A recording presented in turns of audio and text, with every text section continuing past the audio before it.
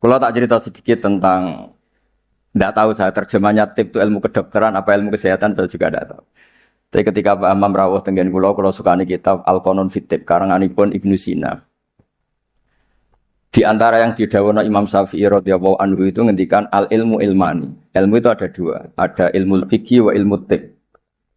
Ilmu kesehatan. Kemarin kula alhamdulillah nderekaken ke Zofur pas wisuda wonten Pak Imam Taufik, Profesor Imam Taufik. Kula niku sering cerita secara keilmuan. Ilmu kesehatan itu penting. Misalnya ada orang belajar sabar lewat referensi kayak hikam, kayak ihya. Ya. Tapi makanannya itu pemicu emosi. Kalau guyon mbek Gus Zofur iku mandindi kira-kira. Jadi belajar itu sabar, wajib sabar. Tapi yang dimakan itu yang memicu emosi. Belajarnya tentang kesehatan berpikir, tapi nyabu.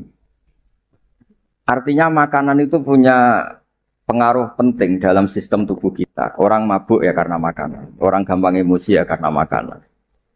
Makanya Imam Syafi'i di sini ngendikan ilmu fikih wa ilmu tib. Orang punya kemampuan rasionalitas itu kalau otaknya normal. Normal itu bisa dipicu disebabkan cara pandang. Cara pandang ini penting. Misalnya tadi, kalau orang ngundang saya itu pikirannya itu ngundang, kalau nggak dituruti itu terus mutung, darani sombong macam-macam. Kalau saya itu cara berpikir kebalik. Diundang nang panggung, terus ngadeg, terus ngandani wong, kadang dikandani luwih sepuh. Terus ruwet. Kulo niku pun memaklumatkan diri Islam, mbah-mbah kulo niku terkenal wali, jadi kulo nggih mau daftar wali resmi. Jadi kulo niku sering niki cerita mawon kulo mungkin tidak sampai 20 menit. Selain mungkin mboten mampu nggih, memang enggak boleh lama-lama. Haram. Kulo niku sering sinau, alhamdulillah sinau ihya ki khatam. Karena pun dipameri wow Pak Hamam. Ben kecelok putra mantu Wali Maksum yo cerita al macam-macam ben ketok pinter. Tapi ternyata dendam mbek mertuane dicurigai Muhammadiyah terus dendam nganti saiki. Ya alhamdulillah niki Bu Ida boleh kula niki jenengan ndek bojo sing ra dipendendam. Saking dendame membuktikan nak dekne ora Muhammadiyah. Sampai sesulit ini untuk menjawab kalau beliau tidak Muhammadiyah. Mugi-mugi roh Mbak Maksum menerima bahwa menantunya ini benar-benar tidak Muhammadiyah. Padahal andekan Muhammadiyah itu juga gak masalah kan dengan makna lughat. Muhammadiyah itu umatnya Kanjeng Nabi Muhammad sallallahu alaihi wasallam. Jadi Muhammadiyah itu bisa nama ormas, bisa nama umatnya Rasulullah sallallahu alaihi wasallam. Dulu Mbak Maksum ini cerita, Mbak Maksum dari sekian wasiat paling populer di keluarga Mbak Maksum itu, kowe kudu belo NU, tapi ora usah ngelek-ngelek Muhammadiyah. Itu masyhur, itu terdokumen di antara wasiatnya Mbah Maksum. Dan alhamdulillah saya tadi diderekno cucu Mbak Abbas. Kolonel Nafis itu cucu Mbak Abbas. Selama kebetulan ketemu Gus Fahmi Amruwah ini. Dulu ceritanya Mbah Hasyim itu dalam ancaman macam-macam lah namanya zaman perang. Karena Mbah Hasyim itu hanya orang alim fikih, usul fikih, ahli hadis. Itu takut terus nyewa Mbak Abbas disuruh ngelatih santrinya Bencak yang jadi asal usul pagar Musa. Alhamdulillah cucunya jadi kolonel. Yang cucu Mbah Hasyim ya macam-macam, ada yang iya, ada macam-macam. Tapi sebetulnya dari gen keluarga Lasem sama Mbah Hasyim itu sama-sama nasabnya sama. Gayanya juga sama. Ya ada yang jelas, ada yang enggak jelas. Tapi saya ingin bela yang tidak jelas, karena ini kan kampus ya. Jelas, aturannya jelas. Saya itu sering ditanya. Saya sering ditawarin, Gus, mau jadi dokter honoris causa di kampus ini. Enggak, kata saya. Kenapa? Nara di duit ora pantes dokter ora di duit. Jadi enak Gus nonton ngopi ke pantes, ora jelas ke pantes, kabeh pantes. Tapi dari ketidakjelasan itu menjadi jelas. Kalau semuanya itu sistem kampus, itu nanti orang mau belajar tema fikih tertentu misalnya kalau di fikih harus nunggu semester berapa baru ada pelajaran itu. Masa mau belajar khed daftar dulu sampai mata kuliah berapa baru dapat pelajaran khed. Itu bisa tutup Islam kalau semuanya tertib itu. Tapi baru kayak kiai gak jelas kayak saya itu di jalan ketemu orang tanya, Gus, badhe sowan. Sowan apa? Ketemu saya di pasar. Saya hobi sering ke pasar. Bukan karena nganggur ya memang seneng. Saya tuh senang di pasar itu sederhana. Kalau ada ibu-ibu awam tak belajari 10.000 senang, alhamdulillah. Kok pinter jenengan? Saya ini kiai besar. Jadi kalau muni alhamdulillah ngenteni untuk duit 10 juta. Ini yang nggak pernah ngaji untuk duit 10.000 sisa syukur. Jadi tak anggap itu bentuk kekalahan saya. Jadi kalau nang pasar itu bentuk tawaduk kula. Ini buatan ngajari terus kiai-kiai teng pasar nggih buatan ini cerita mawon. Cerita istihad. Terus saya bilang, buatan usah di sini saja. Terus tanya, anak saya itu istihadah, keluar darah gini-gini, sholatnya gimana? Tak jawab saat itu juga. Ada kiai yang negur itu tidak sopan, Gus tanya kok tidak sowan ya. Nak sowan malah ra sopan, siji ganggu aku pas istirahat. Nomor loro cah dalemku ribet gawe teh ngene-ngene. Mergo cah dalemku ya agak kacau. Habis bikin teh ada tamu lagi, mau kok gak menisan. Karena aku harus bikin teh lagi. Saya itu sudah survei di semua cah dalem kiai itu ternyata ngeluh kalau kiainya tamunya banyak. Jadi dulu ketika saya masih nerima tamu, 2 tahun kiai wafat itu saya masih nerima tamu. Itu kalau ada tamu, kangkang resik-resik ada tamu lagi. Waduh, gak menisan mau. Maksudnya koda jatuh. Nggak ini cerita saja, bukan nyindir para tamu ndak. Tapi ini supaya dimengerti. Bahwa kehadiran mereka itu gak dikehendaki candalem. Nah ini kan lembaga ilmiah, ini kan diskusi ini ada Mas Imam Taufik tukang diskusi. Jadi nah ini yang tertib ya monggo, yang nggak tertib ya karena barokahnya nggak tertib itu misalnya semua orang soleh di masjid. Kalau ada orang kecelakaan yang nolong ya orang-orang yang di jalan. Itu orang-orang nggak tertib. Tapi itu efektif itu. Ada orang tersesat yang nolong mereka, kecelakaan mereka, ada orang jampret yang nolong mereka. Jadi umat Islam itu di mana saja itu baik. Yang jalur kampus dia baik, yang jalur nggak tertib kayak saya juga baik. Dan dari dulu saya itu yakin suatu saat saya tetap keramat dengan cara saya seperti ini. Bukan apa, karena tadi orang Islam itu banyak yang nganggep kampus itu elit. Wow, itu bayar, terus elit, terus berdasi. Jadi bayang notok aja enggak. Kalau cerita Pak Imam Taufik pertama kuliah itu sudah bayangkan di wisuda, kata beliau pas di sana pertama masuk itu sudah bayangkan di wisuda. Kalau di pondok kan enggak. Wong Islam talukan mondok, sekia ini ra jelas, padha ra jelas santai. Dijak jagongan, mau ditakoki kowe candi le. Ngapak, yang ngapak, santai. Ya pokoknya nggak jelas. Tapi dari cerita nggak jelas itu saya punya argumentasi ilmiah. Yang milih jalur ini, saya kan nggak perlu cerita yang jelas-jelas tadi. Beliau sudah promosi sampai sebegitu hebatnya. Hebat, betul. Soalnya top lah. Cara tahadus bin Emma itu top. Nggak tahu tahadus apa sponsor nggak tahu. Tergantung niat tuh. Saya juga nanti insya Allah hormat keluarga Gus Asim di keluarga Kiai Nawawi baca hikam. Jadi memang saya ini mohon maaf saya itu susah diundang. Bukan apa-apa, memang saya punya bapak namanya Kiai Nur Salim itu punya abah namanya Bandur Sam itu nggak pernah keluar rumah. Jadi saya punya sanad gen keluarga yang suka di dalam. Jadi saya ini bapak saya itu nggak pernah keluar dari rumah itu terkenal sekali dan ya beliau juga dari gen-gen yang suka tirakat. Saya jarang cerita itu karena beliau itu puasa mulai dulu sampai wafat. Jadi saya jarang cerita karena takut. Nah, jenengan kok boten ngoten Gus. Makanya saya lebih sentuh cerita gen dari ibu karena keluarga Lasem itu rileks ngopi-ngopi, cangkruk, semuanya santai. Ya alhamdulillah kok punya sanad begitu. Saya cerita secara ilmiah. Suatu saat Rasulullah SAW itu mau haji wada. Haji wada dipapak sama Imro'atun bin Khosam. Yang diceritakan di situ tuh sangat besar ya. Imro'atun bin Khosam itu cantik sekali. Nabi murdifun Fadl bin Abbas, Al-Fadl bin Abbas. Fadl karena ganteng ya melihat perempuan tadi. Perempuan ini karena Fadl ganteng ya dilihat. Sama-sama melihat. Yang satu melihat orang cantik, yang satu melihat orang ganteng. Masyhur terus. Fasor Rasulullah wajal Fadl. Wajahnya Fadl dipalingkan sama Nabi. Kemudian Imro'atun bin Khosam tadi tanya. Saat itu juga di perjalanan. Tapi masih di atas unta. Ya Rasulullah, ya ini karena tadi Pak Hamam cerita alimnya tentang sorok naku ya saya cerita hafalan saya. Bahwa bapak saya punya anak saya itu tidak salah, bapak saya punya cucu saya itu tidak salah. Beliau kan ya cerita gitu. Dua anak ini ora rugi, so profesor, so jadi mantune Bali, so kondang terus sampai gedungnya di atas UMC. Gitu. Tidak tahu. Ini orang pinter kok pakai ukuran fisik tidak tahu. Kalau gedung itu kan fisik, tidak tahu cara berpikir gimana, tidak tahu. Karena saya ini alam rohani, ukurannya di klasmen kewalian. Jadi itu kan nggak kelihatan. Jadi nggak tahu di klasmen berapa, nggak tahu.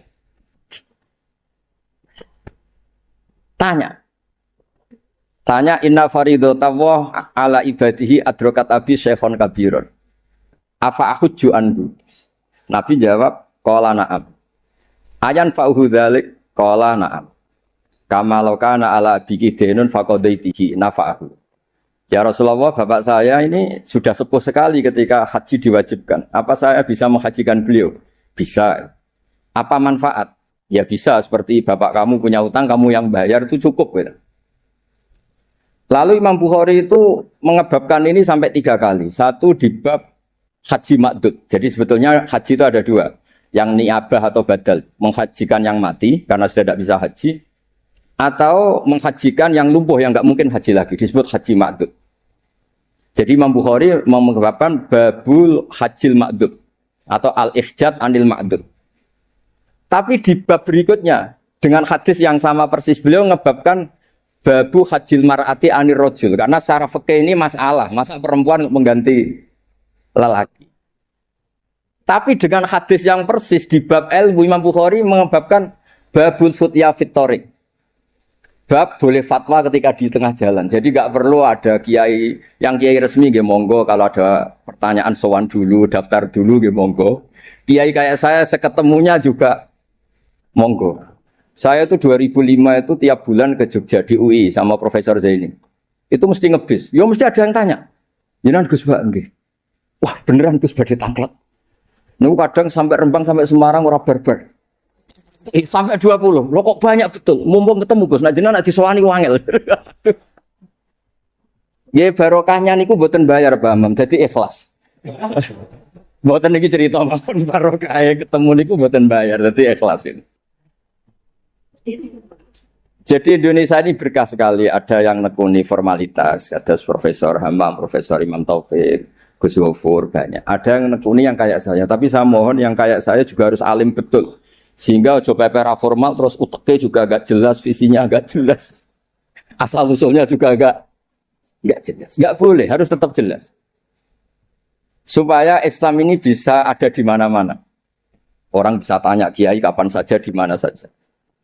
Saya ini haji itu tidak mutawif, bayar. Saya umroh juga milih bayar daripada gratis di kongkonan.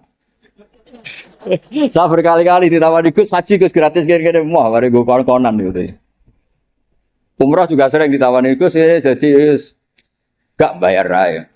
Duit 20 juta atau 40 juta jadi budak kata jadi kongkon-kongkonan gitu. Wis ngono arahe kon ngesahno pilihan kabehane ini. Kok cara fikih ra salah itu kon ngesahno. Wong fatwa orderan kan.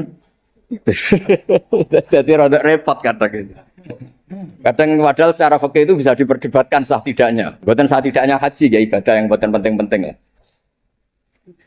Nah, berkahnya orang kayak Bali Maksum yang nekuni keilmuan teng Termas, Bali Maksum ditemani Mbah Kula.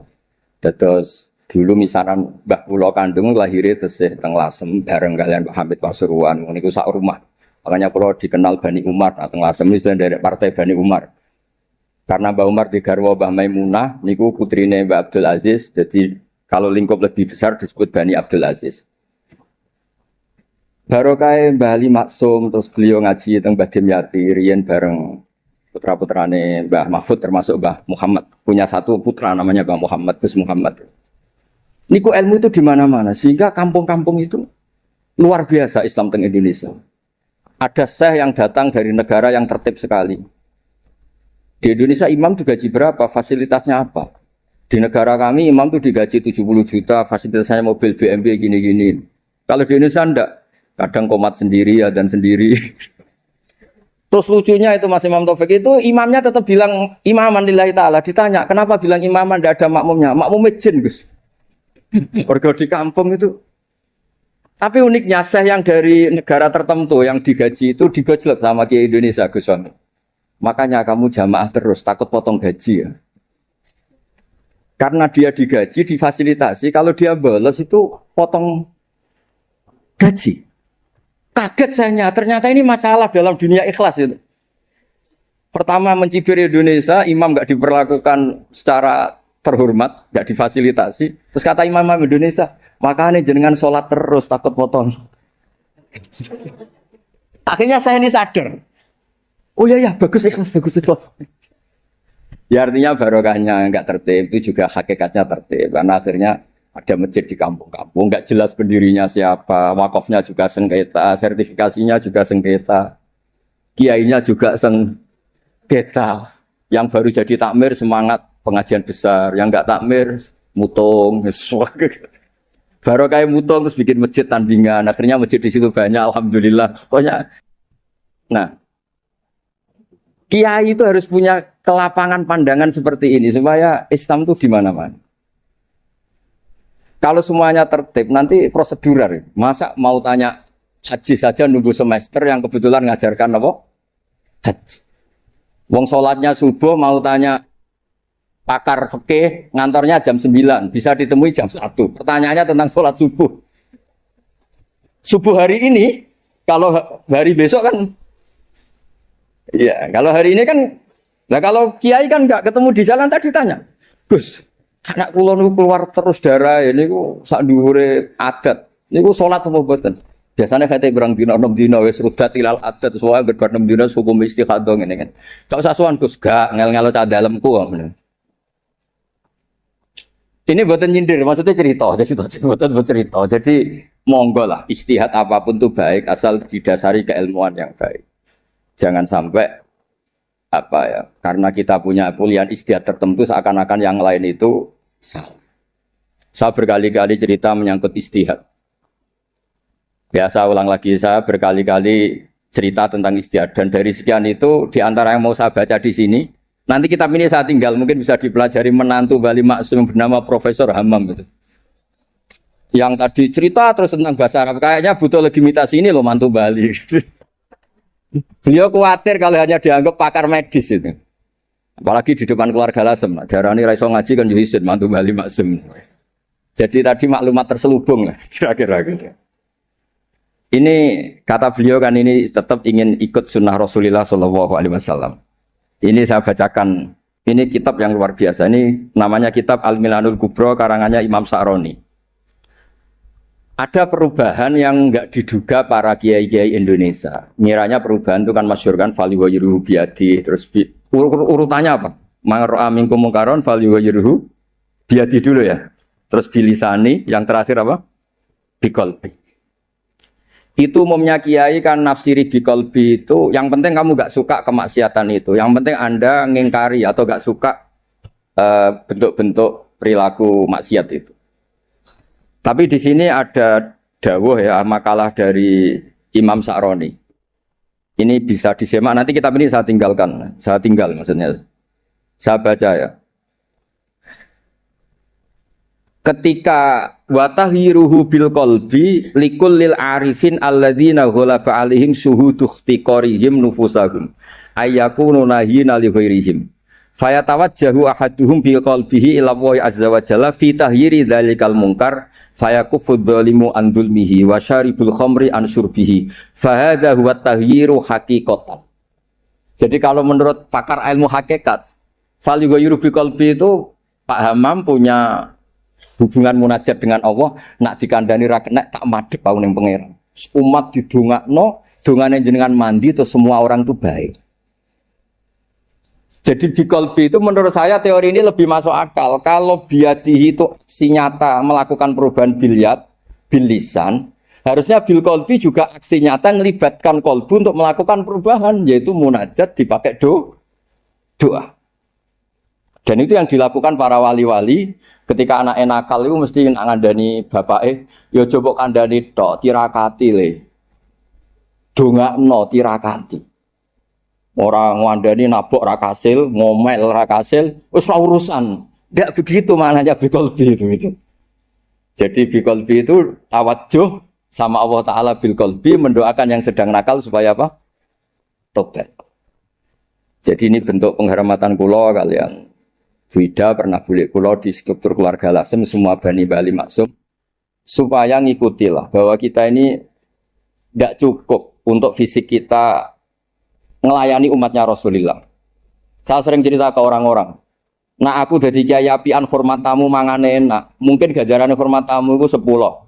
Tapi ngel-ngelo cah dalem apa meneh nak nyentak cepet tenang mateng. Goblok masake gak enak.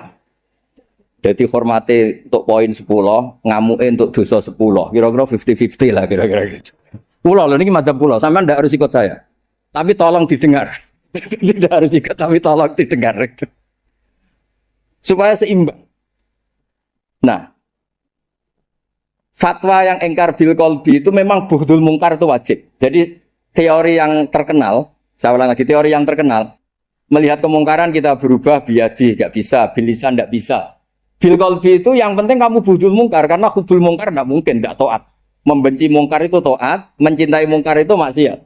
Jika orang fikih juga nggak salah ketika bilang bil qalbi itu yang penting kamu anti kemungkaran, kamu benci kemungkaran, oke itu benar secara fikih. Tapi secara ilmu hakikat itu masalah. Masalahnya begini. Biadihi itu ikhtiar untuk bikin perubahan. Nah, bilisanihi juga ikhtiar untuk bikin perubahan. Ya harusnya biqalbi juga ikhtiar qalbu untuk bikin perubahan. Caranya apa? Tawajjuh ila Allah dengan berdoa. Nggih, paham nggih clear ya? Wong wae jenengan mantu bali maksum tenan pun kula percaya. Wong iso cerita al ta'rif ya semacam-macam. Kula mau ngontak mandong. Ono wong iki Mas. Mpun mengke nak teng alam roh bali maksum kula matur mpun mboten ngarah Muhammadiyah. Masa untuk menjawab supaya gak dituduh Muhammadiyah sampai sesulit ini. Gawe menara nekakno putu Mbah Hasim terus untuk mengesahkan insyaallah bali maksum mboten tipikal tiyang suudzon mun jenengan percaya.